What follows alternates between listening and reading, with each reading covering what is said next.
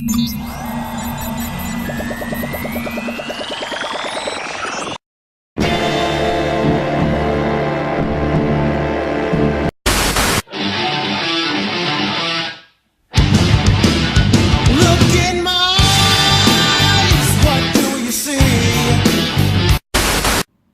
and welcome to Halcyon Blink. My name's Lauren Risey, I'm going to be your host for this episode. And on this edition, I want to talk about a cute little game, Croc, Legend of the Gobbos.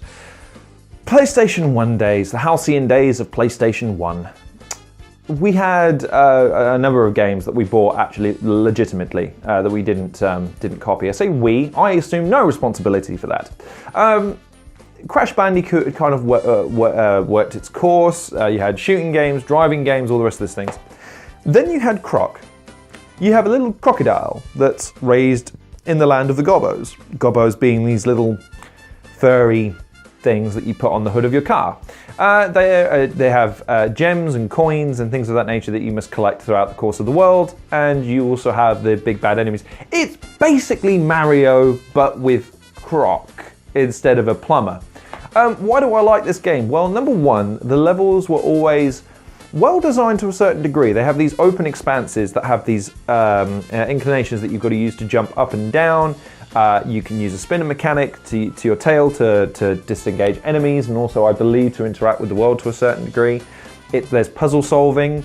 There's a great... The thing that sticks out about this game to me more than anything else is its charm. It's written in a very cute way. The boss battles, for instance, they make you feel like you're fighting these unassailable abominations and you're this tiny little baby crocodile and you've got to somehow... And there's something in you that just wants you to root for Croc. Come on, Croc, you can do it, man. You can spin your tail and kick his ass.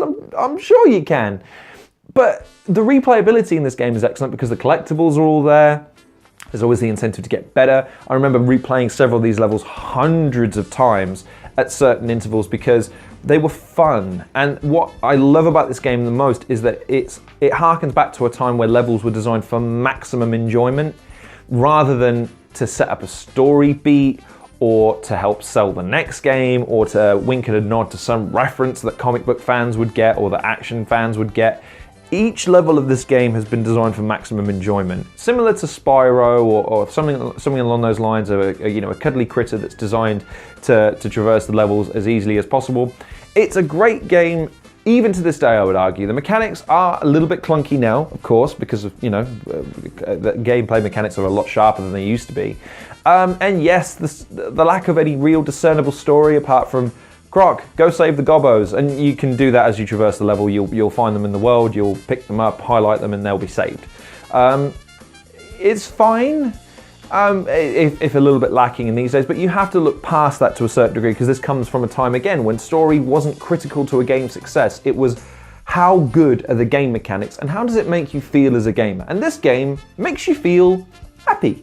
So if I'm going to give this game a recommendation, it's to those gamers who maybe are a little bit, again, hankering for a bit of nostalgia, like the old school PlayStation in terms of feel, but have a hankering for a game that doesn't make you sad and doesn't have the weight of the world on your shoulders.